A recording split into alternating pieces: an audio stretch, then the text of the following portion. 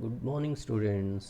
ఈరోజు మనం properties of colloidal solutions గురించి నేర్చుకోవచ్చునండి. కొలాయిడల్ సొల్యూషన్స్ యొక్క ప్రాపర్టీస్ గురించి, కొలాయిడల్ సొల్యూషన్స్ యొక్క ధర్మాలు గురించి నేర్చుకోవచ్చునండి. లాస్ట్ క్లాస్లో మనం ఈ కొలాయిడల్ సొల్యూషన్స్ని ఏ విధంగా తయారు చేస్తారనేది నేర్చుకోవడం జరిగింది.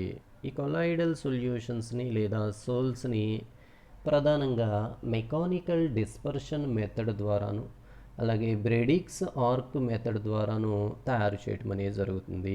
లియోఫోబిక్ కొలాయిడల్ సొల్యూషన్స్ని లేదా సోల్స్ని ప్రధానంగానండి మనం మెకానికల్ డిస్పర్షన్ మెథడ్ ద్వారాను, అలాగే బ్రెడిక్స్ ఆర్క్ మెథడ్ ద్వారాను తయారు చేయడం అనేది జరుగుతూ ఉంటుంది.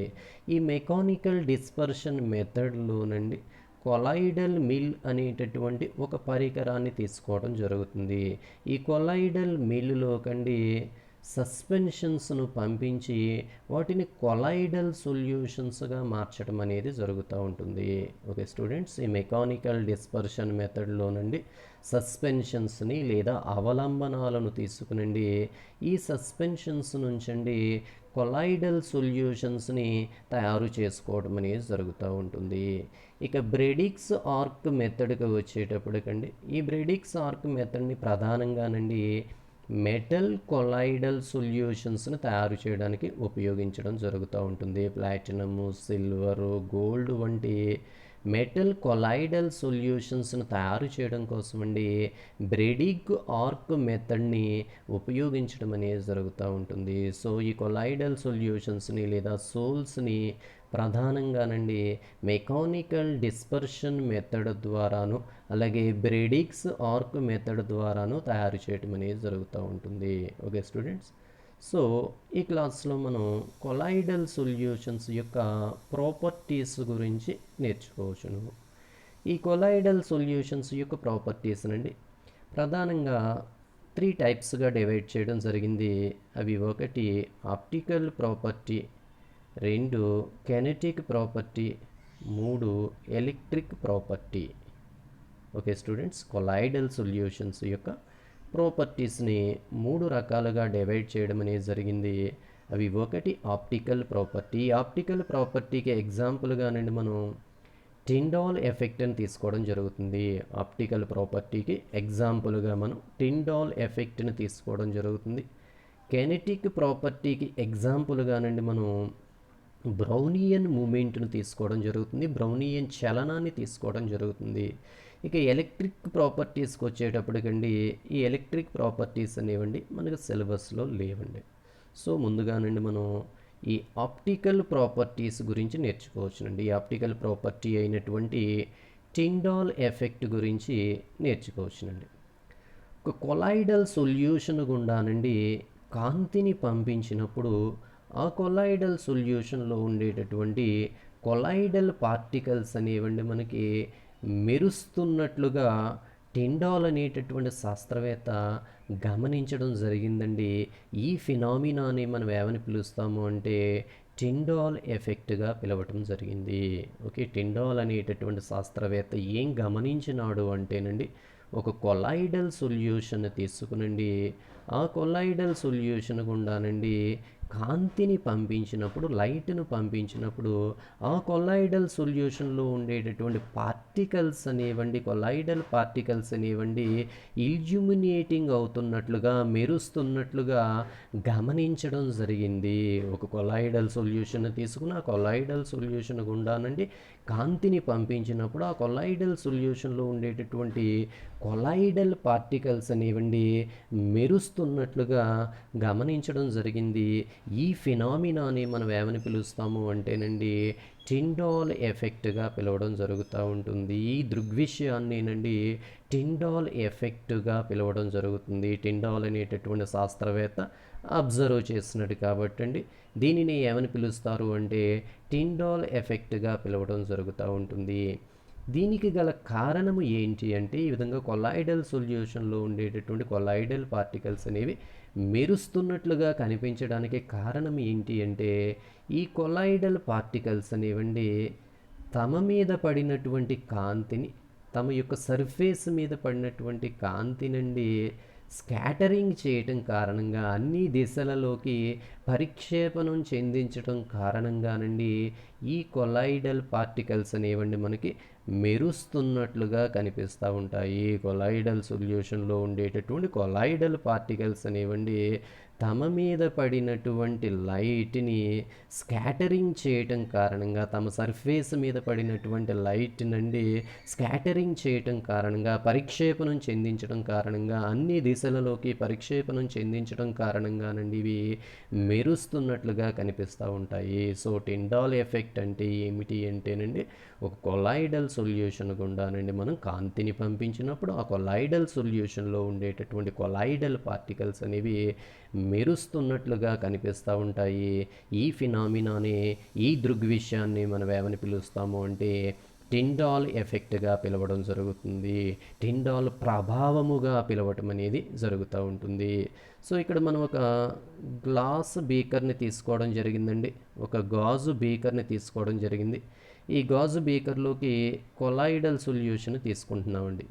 ఈ గ్లాస్ బీకర్లోకి కొలాయిడల్ సొల్యూషన్ తీసుకుని ఈ కొలాయిడల్ సొల్యూషన్లోకి అండి మనం లైట్ని పంపిస్తున్నామండి. ఈ కొలాయిడల్ సొల్యూషన్లోకి కాంతిని పంపిస్తున్నాము. కాంతిని పంపించి మైక్రోస్కోప్ యొక్క సహాయముతో ఆ కొలాయిడల్ సొల్యూషన్లోని కొలాయిడల్ పార్టికల్స్ని మనం అబ్జర్వ్ చేయటం అనేది జరుగుతుంది. ఒక గ్లాస్ బీకర్ని తీసుకున్నామండి. ఆ గ్లాస్ బీకర్లోకి కొలాయిడల్ సొల్యూషన్ని అంటే సోల్ని తీసుకున్నామండి. ఆ సోల్ని తీసుకుని ఆ కొలాయిడల్ సొల్యూషన్లోకి అండి మనం కాంతిని పంపిస్తున్నాము, లైట్ని పంపిస్తున్నామండి. లైట్ని పంపించి ఒక మైక్రోస్కోప్ యొక్క సహాయముతోటి ఆ కొలాయిడల్ సొల్యూషన్లో ఉండేటటువంటి కొలాయిడల్ పార్టికల్స్ని గమనించినప్పుడు అండి ఆ కొలాయిడల్ పార్టికల్స్ అనేవండి మెరుస్తున్నట్లుగా మనకి కనిపిస్తూ ఉంటాయి. ఈ విధంగా మెరుస్తున్నట్లుగా కనిపించడానికి కారణము ఏంటి అంటేనండి ఆ కొలాయిడల్ పార్టికల్స్ అనేవండి తమ సర్ఫేస్ మీద పడినటువంటి కాంతిని అంటే లైట్ని స్కాటరింగ్ చేయటం కారణంగా, పరిక్షేపణం చెందించడం కారణంగా అవి మెరుస్తున్నట్లుగా కనిపించడం జరుగుతూ ఉంటుంది. దీనిని మనం ఏమని పిలుస్తాము అంటే టిండాల్ ఎఫెక్ట్గా పిలవడం జరుగుతుంది. టిండాల్ ప్రభావముగా పిలవటం అనేది జరుగుతుంది. ఓకే స్టూడెంట్స్, ఈ కొలాయిడ్స్ యొక్క ప్రాపర్టీస్లో సెకండ్ వన్ అండి కెనెటిక్ ప్రాపర్టీ. ఈ కెనెటిక్ ప్రాపర్టీకి ఎగ్జాంపుల్గానండి మనం బ్రౌనియన్ మూమెంట్ని తీసుకోవడం జరుగుతుందండి. కెనెటిక్ ప్రాపర్టీకి ఎగ్జాంపుల్గానండి మనం బ్రౌనియన్ మూమెంట్ని తీసుకోవడం జరుగుతుంది. బ్రౌనియన్ చలనాన్ని తీసుకోవడం అనేది జరుగుతూ ఉంటుంది. ఒక కొలాయిడల్ సొల్యూషన్లో ఉండేటటువంటి కొలాయిడల్ పార్టికల్స్ అనేవండి జిగ్జాగుగా అంటే వంకర టింకరగా నిరంతరము చెలిస్తూ ఉండటానండి రాబర్ట్ బ్రౌన్ అనేటటువంటి శాస్త్రవేత్త గమనించడం అనేది జరిగిందండి. దీనిని మనం ఏమని పిలుస్తాము అంటే బ్రౌనియన్ మూమెంట్గా పిలవటం జరుగుతుంది. ఓకే, రాబర్ట్ బ్రౌన్ అనేటటువంటి శాస్త్రవేత్త కొలాయిడల్ సొల్యూషన్లో ఉండేటటువంటి కొలాయిడల్ పార్టికల్స్ అనేవండి నిరంతరము జిగ్జాగ్గా వంకర టింకరగా చెలించడాన్ని గమనించడం జరిగిందండి. దీనిని మనం ఏమని పిలుస్తాము అంటే బ్రౌనియన్ చలనముగా పిలవడం జరుగుతుంది. బ్రౌనియన్ మూమెంటుగా పిలవడం జరుగుతూ ఉంటుంది. ఓకే స్టూడెంట్స్, ఒక కొలాయిడల్ సొల్యూషన్ తీసుకుని ఆ కొలాయిడల్ సొల్యూషన్లో ఉండేటటువంటి కొలాయిడల్ పార్టికల్స్ని గమనించినట్లయితే ఆ కొలాయిడల్ పార్టికల్స్ అనేవండి నిరంతరము కూడానండి జిగ్జాగ్ మోషన్లో వంకర టెంకరగానండి స్వేచ్ఛగా చెలిస్తూ ఉంటాయి. ఈ విధంగా జిగ్జాగ్ మోషన్లో చెలించడాన్ని మనం ఏమని పిలుస్తాము అంటేనండి బ్రౌనియన్ మూమెంట్గా పిలవడం జరుగుతుంది. దీనిని బ్రౌనియన్ అనేటటువంటి సైంటిస్ట్ గమనించినాడు కాబట్టి దీనిని మనం ఏమని పిలుస్తాము అంటే బ్రౌనియన్ మూమెంట్గా పిలవటం జరుగుతుంది. సో ఈ విధంగా కొలాయిడల్ సొల్యూషన్లో ఉండేటటువంటి కొలాయిడల్ పార్టికల్స్ అనేవండి జిగ్జాగ్ మోషన్లో మూవ్ అవ్వడానికి కారణం ఏంటి, నిరంతరం వంకర టింకరగా చెలించడానికి కారణం ఏంటి అంటే ఈ కొలాయిడల్ పార్టికల్స్ అనేవండి వాటితో అవే స్థితిస్థాపక తాడనాలు చెందుతూ ఉంటాయి. తమలో తామే కొలిజన్స్ చెందటం కారణంగానండి, బంబార్డ్మెంట్కు లోనవటం కారణంగానండి స్థితిస్థాపక తాడనాలు చెందటం కారణంగానండి అవి నిరంతరము కూడానండి వంకర టింకరగా మూవ్ కావటం అనేది జరుగుతుంది. నిరంతరము ఈ మాదిరిగా వంకర టింకరగా మూవ్ అవుతూ ఉంటాయి. ఈ మోషన్ని, ఈ జిగ్జాగ్ మోషన్ని మనం ఏమని పిలుస్తాము అంటేనండి బ్రౌనియన్ మూమెంటుగా పిలవటం జరుగుతుంది. ఓకే స్టూడెంట్స్, రాబర్ట్ బ్రౌన్ అనేటటువంటి శాస్త్రవేత్త కొలాయిడల్ సొల్యూషన్లోని కొలాయిడల్ పార్టికల్స్ అనేవి నిరంతరము కూడానండి జిగ్జాగ్ మోషన్లో వంకర టింకరగా చెలిస్తూ ఉంటాయని కనుగొనటం జరిగింది. ఈ విధంగా కొలాయిడల్ కణాలు అనేవి నిరంతరము వంకర టింకరగా జిగ్జాగ్గా చెలించడాన్ని మనం ఏమని పిలుస్తాము అంటే బ్రౌనియన్ చలనముగా పిలవటం జరుగుతుంది. బ్రౌనియన్ మూమెంటుగా పిలవటం అనేది జరుగుతూ ఉంటుంది. Okay students, next one applications of colloids.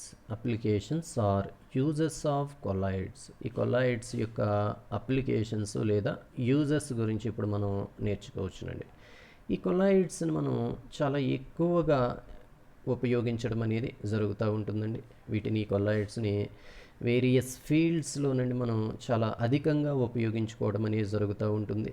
ప్రధానంగా ఈ కొలాయిడ్స్ని ఫుడ్ ఇండస్ట్రీస్లో మనం చాలా ఎక్కువగా లార్జ్ లెవెల్లో వీటిని ఉపయోగించుకోవడం అనేది జరుగుతూ ఉంటుంది. ఈ కొలాయిడ్స్ని ఫుడ్స్గా కానివ్వండి, ఫుడ్ ఇండస్ట్రీస్లో కానివ్వండి చాలా అధిక మొత్తంలో ఉపయోగించుకోవడం అనేది జరుగుతూ ఉంటుంది.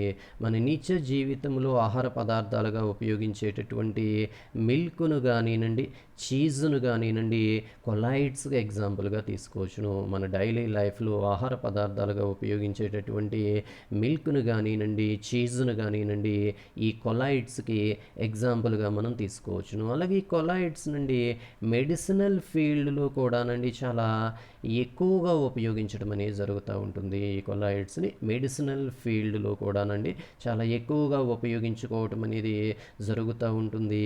అనేకమైనటువంటి మెడిసిన్స్ నుండి ఈ కొలాయిడ్స్కి ఎగ్జాంపుల్గా మనం తీసుకుంటాము. ఫర్ ఎగ్జాంపుల్ యాంటీబయోటిక్స్ అయినటువంటి పెన్సిలిన్ను కానివ్వండి, అలాగే స్ట్రెప్టోమైసిన్ను కానివ్వండి ఈ కొలాయిడ్స్కి ఎగ్జాంపుల్గా మనం తీసుకోవటం అనేది జరుగుతుంది. ఓకే స్టూడెంట్స్, ఈ కొలాయిడ్స్ని మనం ఫుడ్ ఇండస్ట్రీస్లో చాలా ఎక్కువగా ఉపయోగించడం అనేది జరుగుతూ ఉంటుంది. మన డైలీ లైఫ్లో ఆహార పదార్థాలుగా ఉపయోగించేటటువంటి మిల్క్ను కానీ, చీజ్ను కానివ్వండి కొలాయిడ్స్కి ఎగ్జాంపుల్గా తీసుకోవటం అనేది జరుగుతుంది. అలాగే మెడిసినల్ ఫీల్డ్లో కూడానండి కొలాయిడ్స్ని మనం చాలా ఎక్కువగా ఉపయోగించడం అనేది జరుగుతూ ఉంటుందండి. యాంటీబయోటిక్స్ అయినటువంటి పెన్సిలిన్ కానీ, స్ట్రెప్టోమైసిన్ కానివ్వండి ఈ కొలాయిడ్స్కి మనం ఎగ్జాంపుల్గా మనం తీసుకోవచ్చును. అలాగే వాటర్ని ప్యూరిఫికేషన్ చేయడానికి కూడానండి మనం కొలాయిడ్స్ని ఉపయోగించడం అనేది జరుగుతుంది. వాటర్ ప్యూరిఫికేషన్లోనండి మనం కొలాయిడ్స్ని ఉపయోగించుకోవడం జరుగుతుంది. వాటర్ని శుద్ధి చేయడానికి కూడానండి మనం కొలాయిడ్స్ని ఉపయోగించుకోవడం అనేది జరుగుతూ ఉంటుంది. అలాగే రబ్బర్ యొక్క తయారీలోనండి మనం లేటెక్స్ని ఉపయోగించడం అనేది జరుగుతూ ఉంటుంది. లేటెక్స్ని తీసుకుని ఈ లేటెక్స్ నుంచి మనం రబ్బర్ని తయారు చేయడం అనేది జరుగుతుంది. లేటెక్స్ని కోయాగ్యులేషన్ అనేటటువంటి ప్రాసెస్కి గురి చేయడం ద్వారా ఈ లేటెక్స్ నుంచి అండి మనం రబ్బర్ని తయారు చేయడం అనేది జరుగుతుందండి. ఈ లేటెక్స్ని కూడానండి మనం కొలాయిడల్ సొల్యూషన్కి ఎగ్జాంపుల్గా తీసుకోవచ్చును. రబ్బర్ యొక్క తయారీలో ఉపయోగించేటటువంటి ఈ లేటెక్స్ నుండి మనం కొలాయిడల్ సొల్యూషన్కి ఎగ్జాంపుల్గా తీసుకోవచ్చును.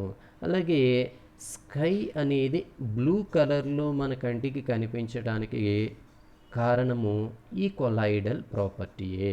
స్కై అనేది ఆకాశం అనేది నీలి రంగులో అగుపించడానికి కారణమండి కొలాయిడల్ ప్రాపర్టీగా మనం చెప్పుకోవచ్చును. ఎయిర్లో ఉండేటటువంటి గాలిలో ఉండేటటువంటి డస్ట్ పార్టికల్స్ అనేవండి సన్లైట్లో ఉండేటటువంటి బ్లూ కలర్ని స్కాటర్ చేయటం కారణంగా సన్లైట్లో ఉండేటటువంటి బ్లూ కలర్ నుండి పరిక్షేపణం చెందించడం కారణంగా స్కై అనేది మన కంటికి బ్లూ కలర్లో అగుపించడం అనేది జరుగుతుంది. ఆకాశం అనేది నీలి రంగులో మన కంటికి కనిపించడం అనేది జరుగుతూ ఉంటుంది. సో ఈ విధంగా స్కై అనేది బ్లూ కలర్లో అగుపించడానికి కారణాన్నండి కొలాయిడల్ ప్రాపర్టీగా మనం చెప్పుకోవచ్చును. అలాగే మెటలర్జీలో నుండి ఫోర్త్ ఫ్లోటేషన్ అనేటటువంటి ప్రాసెస్లో కూడానండి మనం కొలాయిడ్స్ని ఉపయోగించుకోవటం అనేది జరుగుతూ ఉంటుంది మెటలర్జీలో. ఫోర్త్ ఫ్లోటేషన్ అనేటటువంటి ప్రాసెస్లో కూడానండి మనం ఈ కొలాయిడ్స్ని యూజ్ చేసుకోవడం అనేది జరుగుతూ ఉంటుంది. అలాగే ఈ కొలాయిడ్స్ నుండి మనం యాంటీ క్యాన్సర్ డ్రగ్స్గా ఉపయోగించడం అనేది జరుగుతుందండి. చాలా కొలాయిడ్స్ నుండి మనం యాంటీ క్యాన్సర్ డ్రగ్స్గా కూడా ఉపయోగించడం అనేది జరుగుతూ ఉంటుంది. అలాగే ప్రోటీన్స్ని కూడానండి కొలాయిడ్స్కి ఎగ్జాంపుల్గా తీసుకోవడం జరుగుతుంది. ఈ ప్రోటీన్స్ అనేవండి మన శరీర నిర్మాణంలో చాలా ప్రముఖమైనటువంటి పాత్రను వహిస్తూ ఉంటాయి. మన శరీర భాగాలన్నీ కూడానండి ఈ ప్రోటీన్స్ తోటి నిర్మించబడటం అనేది జరుగుతూ ఉంటుంది. ఇటువంటి ప్రోటీన్స్ను కూడానండి మనం కొలాయిడల్ సొల్యూషన్స్కి ఎగ్జాంపుల్గా తీసుకోవచ్చును. సో ఈ కొలాయిడ్స్ నండి మనం వేరియస్ ఇండస్ట్రీస్లో ఉపయోగించడం అనేది జరుగుతూ ఉంటుందండి. వివిధ రకాలైనటువంటి పరిశ్రమలలో నుండి మనం ఈ కొలాయిడ్స్ని పెద్ద మొత్తంలో ఉపయోగించడం అనేది జరుగుతూ ఉంటుంది. ఉదాహరణకి ఫుడ్ ఇండస్ట్రీస్లో కానివ్వండి, మెడిసినల్ ఫీల్డ్లో కానివ్వండి, ఈ కొలాయిడ్స్ నుండి మనం చాలా ఎక్కువగా ఉపయోగించడం అనేది జరుగుతూ ఉంటుంది. మన డైలీ లైఫ్లో ఆహార పదార్థాలుగా ఉపయోగించేటటువంటి మిల్క్ను కానీ చీజ్ను కానివ్వండి ఈ కొలాయిడ్స్కి ఎగ్జాంపుల్గా తీసుకోవచ్చును. అలాగే యాంటీబయోటిక్స్ అయినటువంటి పెన్సిలిన్ను కానివ్వండి, స్ట్రెప్టోమైసిన్ కానివ్వండి కొలాయిడల్ ఫామ్స్కి ఎగ్జాంపుల్గా మనం తీసుకోవడం అనేది జరుగుతూ ఉంటుంది. అలాగే వాటర్ని ప్యూరిఫికేషన్ చేయటం కోసం, నీటిని శుద్ధి చేయటం కోసం కూడానండి మనం ఈ కొలాయిడ్స్ని ఉపయోగించుకోవడం జరుగుతుంది. అలాగే రబ్బర్ యొక్క తయారీలో ఉపయోగించేటటువంటి లేటెక్స్ని కూడానండి కొలాయిడల్ సొల్యూషన్కి ఎగ్జాంపుల్గా తీసుకోవడం జరుగుతుంది. అలాగే స్కై అనేది బ్లూ కలర్లో అగుపించడానికి కారణమండి ఈ కొలాయిడల్ ప్రాపర్టీగా మనం చెప్పుకోవచ్చునండి. అలాగే మెటలర్జీలో ఫోర్త్ ఫ్లోటేషన్ అనేటటువంటి ప్రాసెస్లో కూడానండి మనం ఈ కొలాయిడ్స్ని ఉపయోగించడం అనేది జరుగుతూ ఉంటుందండి. అలాగే చాలా కొలాయిడ్స్ నండి మనం యాంటీ క్యాన్సర్ డ్రగ్స్గా కూడా ఉపయోగించుకోవడం అనేది జరుగుతూ ఉంటుంది. అలాగే ప్రోటీన్స్ను కూడానండి ఈ కొలాయిడ్స్కి ఎగ్జాంపుల్గా మనం తీసుకోవచ్చును. సో ఈ విధంగా కొలాయిడ్స్ నుండి మనం వేరియస్ ఇండస్ట్రీస్లో వివిధ రకాలైనటువంటి పరిశ్రమలో చాలా ఎక్కువ మొత్తంలో ఉపయోగించడం అనేది జరుగుతూ ఉంటుంది. ఓకే స్టూడెంట్స్, నెక్స్ట్ క్లాస్లో మనం ఎమల్షన్స్ జెల్స్ గురించి నేర్చుకోవచ్చునండి. ఎమల్షన్స్ అంటే ఏంటి, ఈ ఎమల్షన్స్ని ఏ విధంగా ప్రిపేర్ చేస్తూ ఉంటారు, వీటి యొక్క ప్రాపర్టీస్ ఏంటి, వీటి యొక్క యూజెస్ ఏంటో నేర్చుకోవచ్చునండి. అలాగే జెల్స్ అంటే ఏంటి, జెల్స్ని ఏ విధంగా ప్రిపేర్ చేస్తూ ఉంటారు, వీటికి ఉండేటటువంటి ప్రాపర్టీస్ ఏంటి, మరియు వీటికి ఉండేటటువంటి ఉపయోగాలు ఏంటి అనేవండి మనం నెక్స్ట్ క్లాస్లో నేర్చుకోవచ్చునండి. Okay students, thank you.